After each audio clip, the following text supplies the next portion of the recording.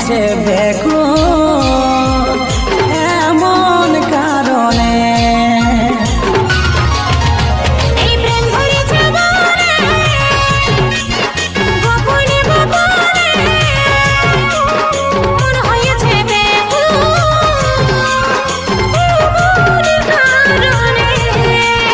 শুধু তোরই কারণ ছটপট আছে জীবন, কোথায় আছিস রে মেঘা আয় রে বর্ষে দে রে তুই, বড় আশা নিয়ে আছি অন্তরে।